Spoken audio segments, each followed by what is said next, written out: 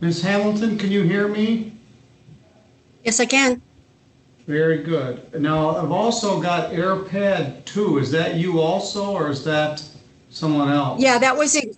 I was having trouble with my laptop, so I had it like an emergency backup. But All I right, can well, shut I'm it going off. to remove that one.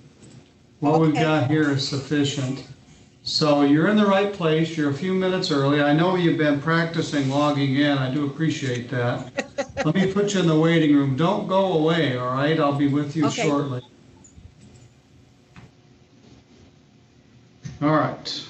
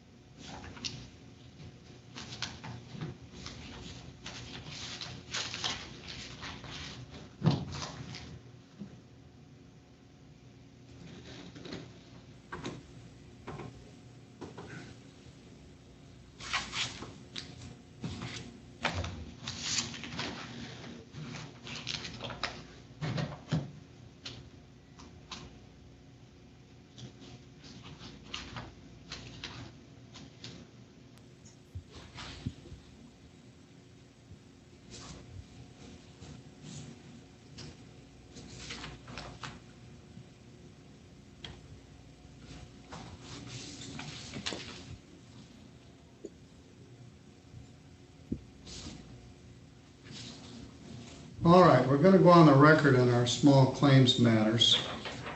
One matter that was set for a discovery subpoena today, file 21-95SC, Stacy and Mark Bowles versus Alan Yoder and Basha Wyeth, was a claim for a total of $3,490.69. The plaintiffs have submitted a dismissal of that case, indicating apparently the defendant has paid in full. So I will sign that dismissal effective today. No need for a discovery hearing, neither party is present.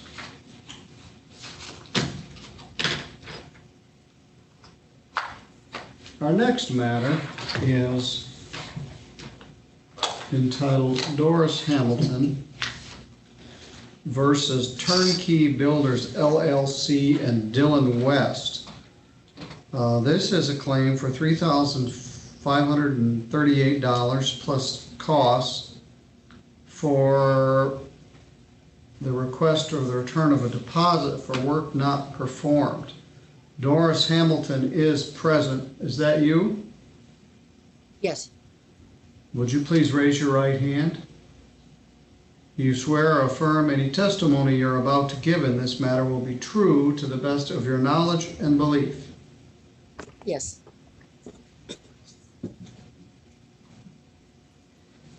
All right.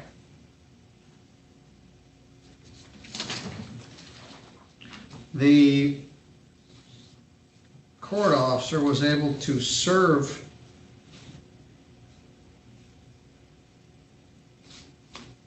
the company, Jordan Case, on behalf of Dylan West at 3220 Tampa Street, Kalamazoo. They are not present. Ms. Hamilton, it's your contention that you hired this company to do a project at your home. You paid them a deposit for a roof replacement and they didn't do the work. And you believe that you're entitled to your money back. Is that correct? Yes. Did they do any work at all? None. They just kept delaying.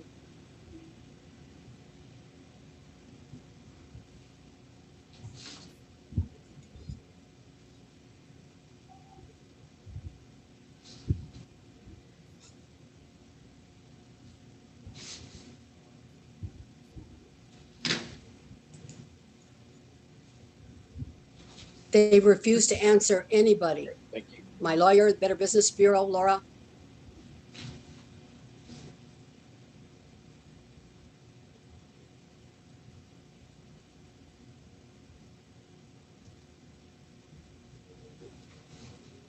All right, defendant has failed to appear. I'm going to enter a default judgment on behalf of the plaintiff.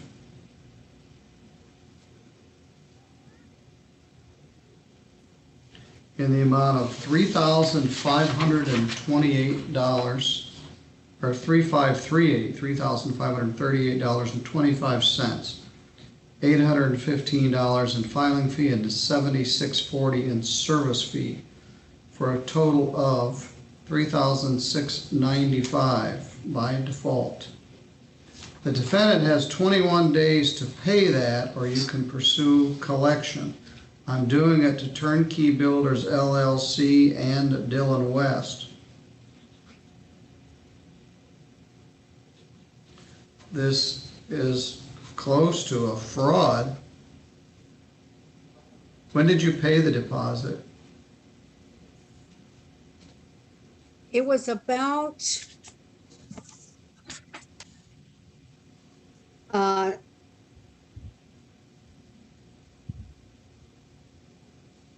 the third week in, well, it was just before the third week. It was supposed to have a start date of the third week in November, but I think I gave it in October 2019. Amazing. All right. Now, this is the easy part, getting the money judgment. The hard part is getting the money. You have to wait 21 days before you can pursue collections, but at that point, you'll have the right to seize property, seize bank accounts. They won't like it much if you go in there with an execution order and seize one of their work trucks or something, but they aren't here. They've taken your deposit, going on a year and a half, no work and no deposit. So you're entitled to a default judgment in that amount. We will send that to you. You're still at the Nottable Road address? Yeah, I wanted to just clarify something if I can. Yeah. Okay. I only actually gave them 1538.25, I think, but I felt that they, because of all I've had to do with the lawyer and all this other stuff, that they should be penalized the extra money, which is the 2,000 more. You can't So have I just that. wanted to make that clear. Okay, well then. I couldn't tell it from the pleadings. You go through all this. I put down a deposit of 1,538.25, and the rest of the things, let's see here.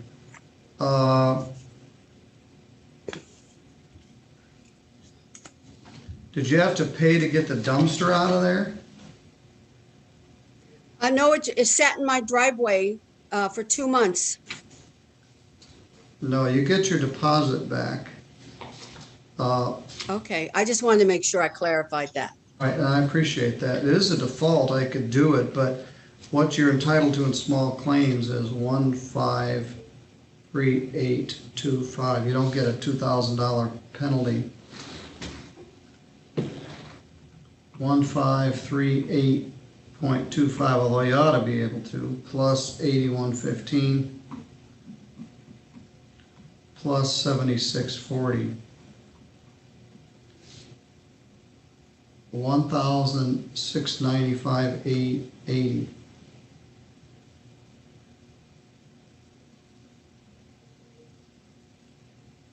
By default.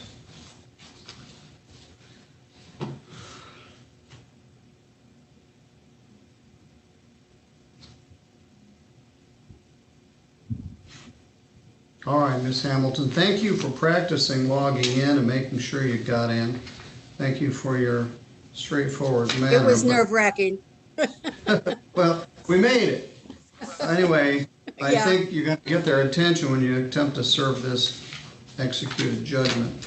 All right, we'll send that to you at your home. 21 days from now. Okay, thank you very much. Collection. All right, thank you. Okay, thank you.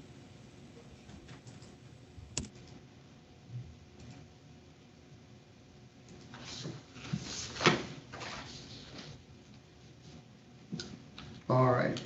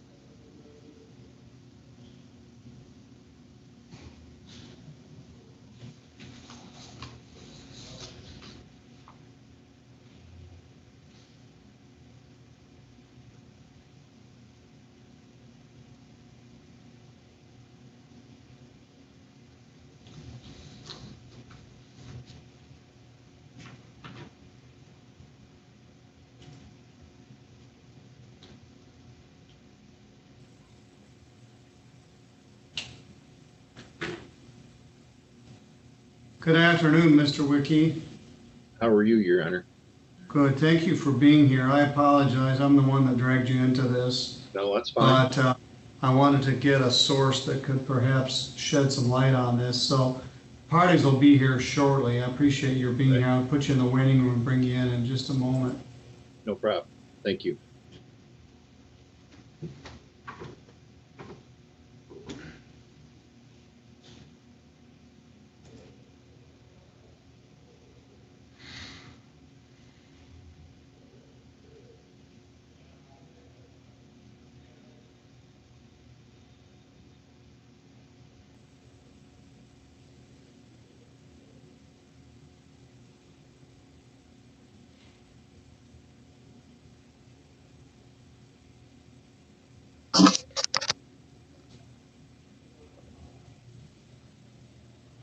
Good afternoon, Mr. Deemer.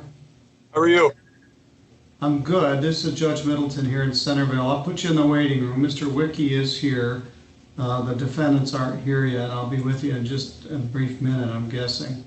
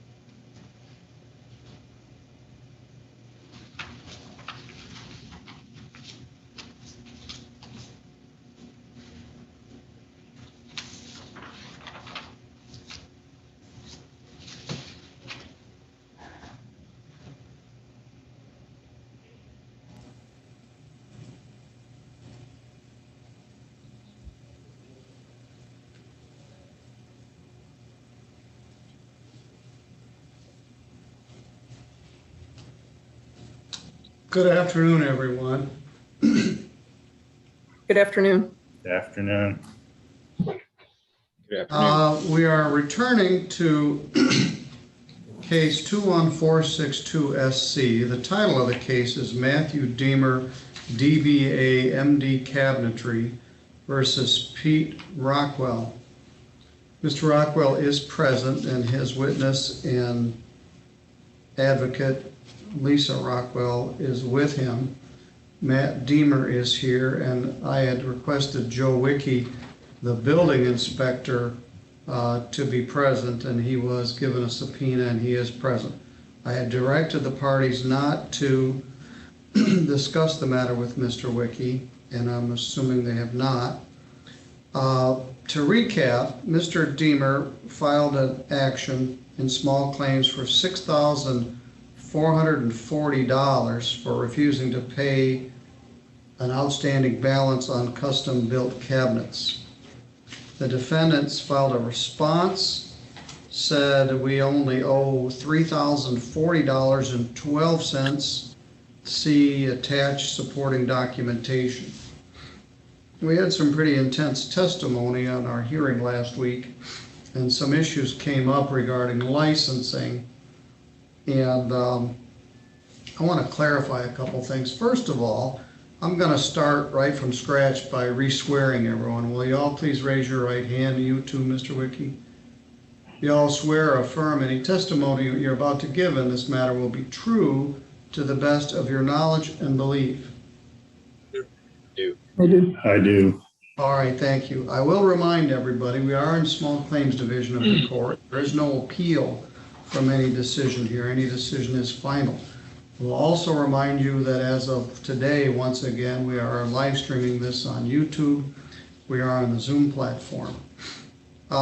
We took quite a bit of testimony about this, but there were some things that were unresolved.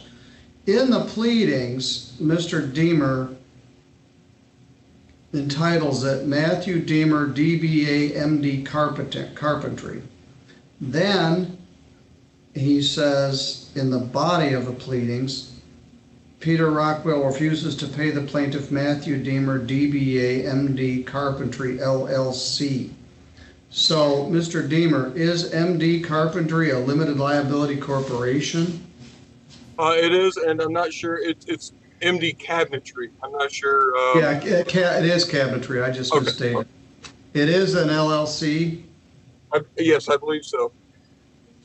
You believe so? I mean, was it incorporated by an attorney for you? It is an LLC. I'm sorry. Yes. All right.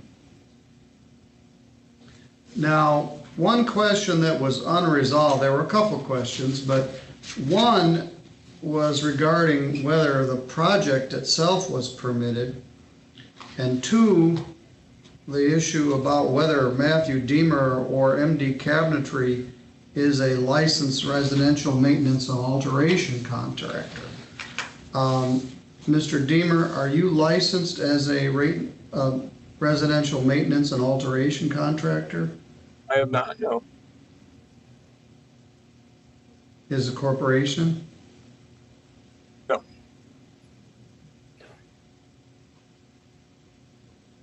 This is a somewhat confusing area of the occupational code, and this comes up quite often from time to time. Roofers and cement guys and other people are out doing work when the law actually requires that you have a license.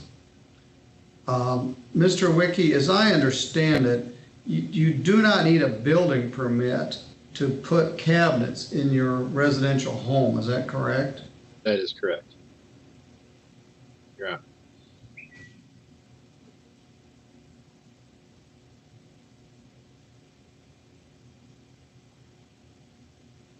Although the homeowner doesn't need a license to install the cabinets, the installer may need a license.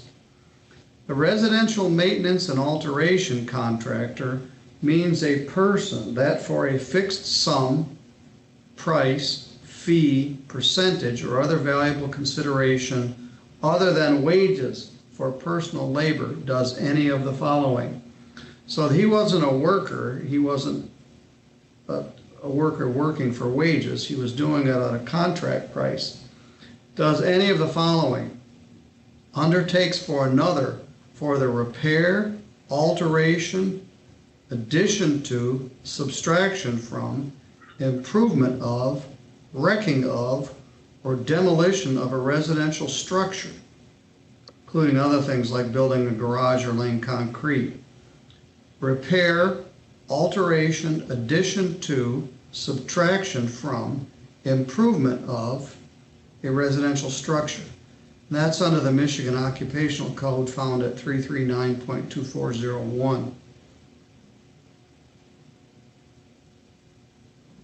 So I think someone that makes cabinets in a cabinet shop and sells them and people take them may not be required to have a license. I think someone that makes cabinets and goes into someone's home and installs them may very well need to be licensed as a residential maintenance and alteration contractor. The issue that the defendant raised, or excuse me, the plaintiff raised, said this property was not inspected and was not subject to a building permit. And as I understand it, it was some sort of a outbuilding or pole barn or hunting lodge or something that was being converted to a residence.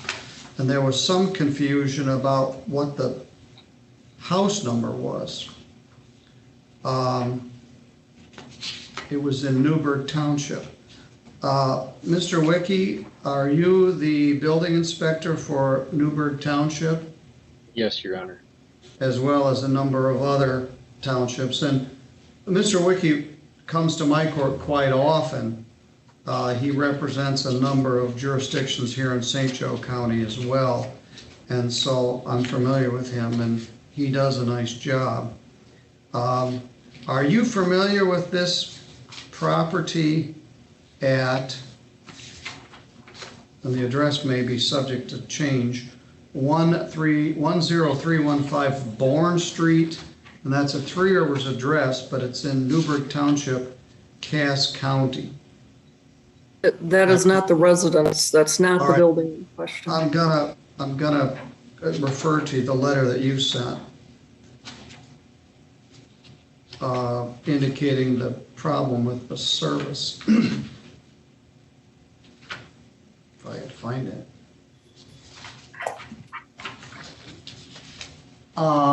Anyway, after last week's hearing, the defendant submitted a building permit dated 4/5/21 for a property at 10863 Bourne Street, Three Rivers. Are you familiar with that? Yes, Your Honor. That's the address that I have on file. And did you do an inspection there? I have not. So Did you issue a building I permit? inherited. Okay, all right, go ahead. I received these older permits when I took over the jurisdictions from Randy Smelling. The original permit was issued on 7/1/2019, and it was for a pole barn, post and concrete pole barn, 40 by 64 post frame building with metal sides and roof.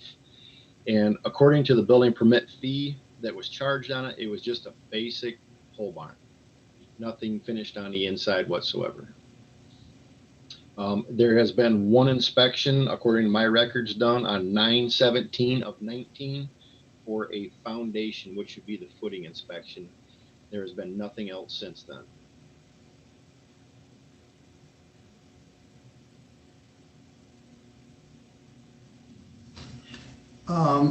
Then this lawsuit was filed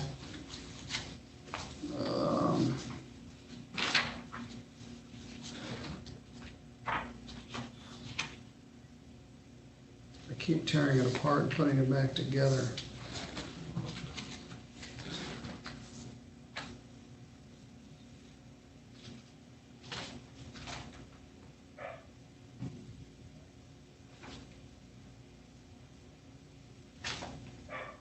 On March 25th.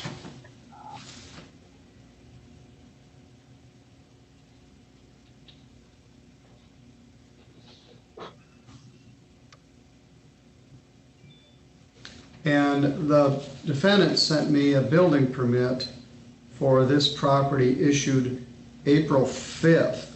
When did you learn they were requesting a building permit? So I put a stop work order on the project on 3/2/21 when I realized what was going on out there, that it was turned into a living quarters, and I was told Mr. Rockwell was living there. I went there, like I said, on 3/2/21, and we put a stop work order on it. At that time, I did talk to Lisa Rockwell like a day or two after that, and we got permitting things in place to turn the building into a dwelling. Since then, I have renewed that permit. It's actually a new permit, I should say, to do the interior of that on 4/5/21. And I do not know if they have a plumbing, mechanical, or electric in place yet, permits, because there's been no permits or no inspections, excuse me, requested. Did you actually ever visit the site? The day I put the red tag on it, yes. I did not go in the building, but just by walking up to the building, you could see that it was a dwelling. Well, we're missing a couple things, a well and a septic field. Do you know whether it was ever inspected for a well or a septic or drain field? And the other thing is as far as the electric there, I talked to the electrical inspector, and he did not have record of a service there. So I don't know if there's some grain bins around there and whatnot. I don't know where they're getting their power from, but it was never requested as a service that he was aware of.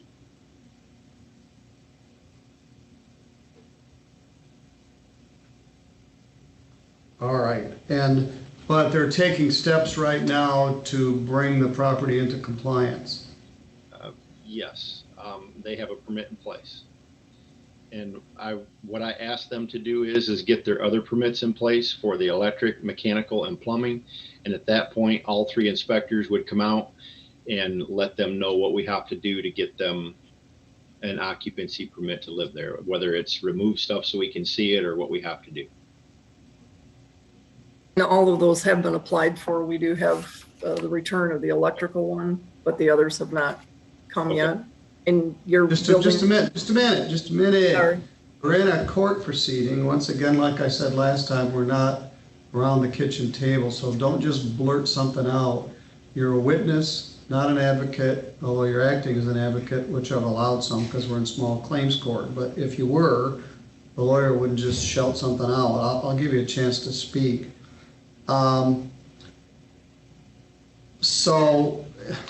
And I do zoning enforcement work. It's a fairly substantial portion of the district court docket. And we very often have problems where people build something and then ask for permission later, where they have to inspect and tear walls out to look at the plumbing and look at electrical, and it can be very difficult. Mr. Wiki, as a rule, in my experience, has been easy to work with, and he tries to help people, but they get themselves into problems when they build things first and ask for permission later. I'm particularly concerned about the electrical. Not to mention, I'm assuming there's a well and some sort of drain field there. So we got two problems. The defendant doesn't have clean hands, and that they were doing this building project without having a permit to do it.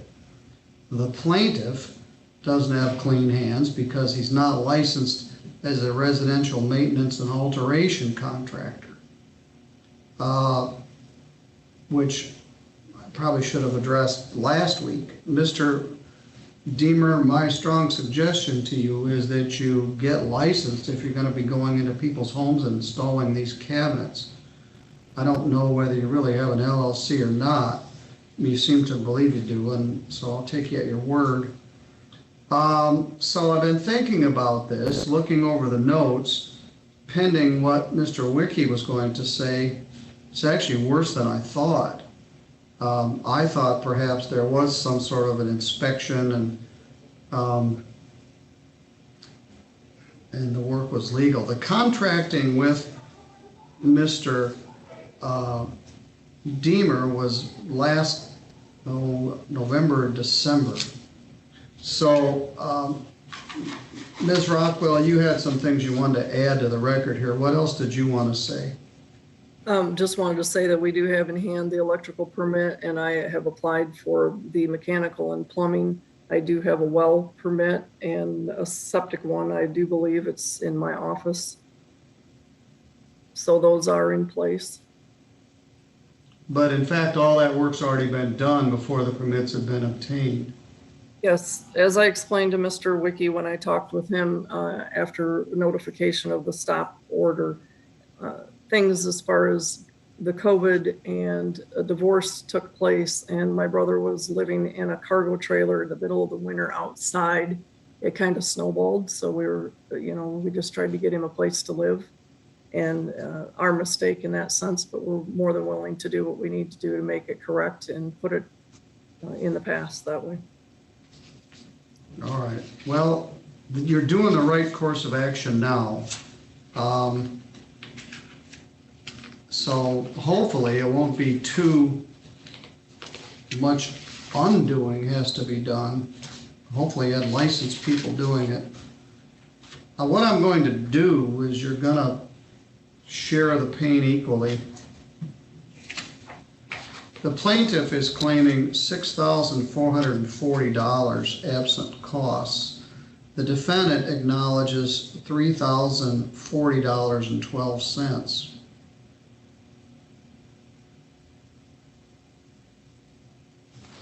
So let's see how far apart we are.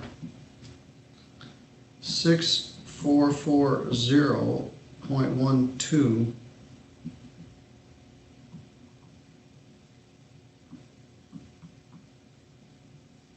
minus 3,040.12 is $3,400 apart. And if we cut that in half, it's $1,700. So we add $1,700 to what the defendant acknowledged they owe and subtract $1,700 from what the plaintiff said he is owed. 3040.12 plus 1700 is $4,740.12. I find for the plaintiff in the amount of $4,740.12. It's $1,700 less than you asked for, but it's $1,700 more than the plaintiff believes they owe. Plus $81.15, plus the cost of the service of the subpoena on Mr. Wiki, which is $46.16.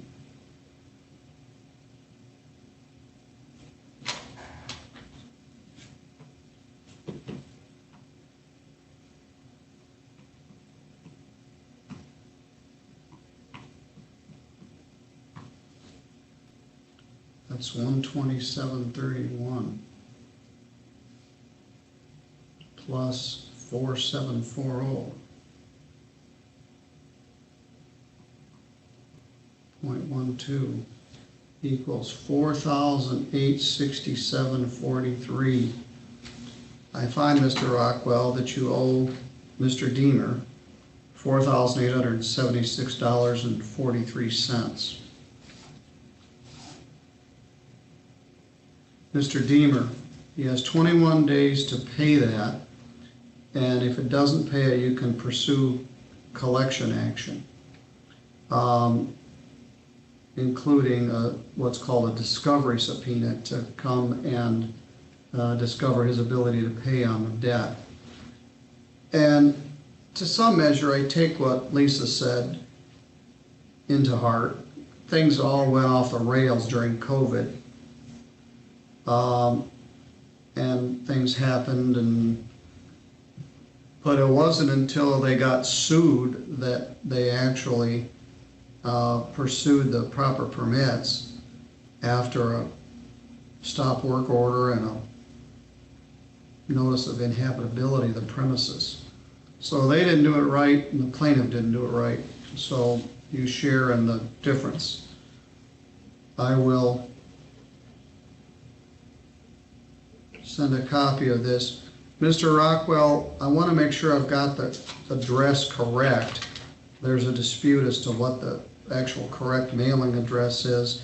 What is on the judgment is 10315 Bourne Street, but you're contending it should actually be 10863 Bourne Street, but you can't live there. So where do you want me to send this judgment? That's where the mailbox is. 10863 Bourne Street? Correct. All right, I'll send it to there.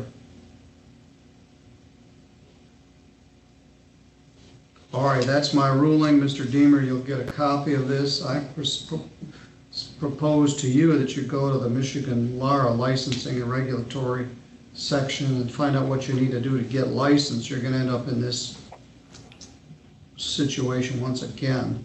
The Rockwells are doing what they need to do to get the property habitable, and hopefully that's not too painful.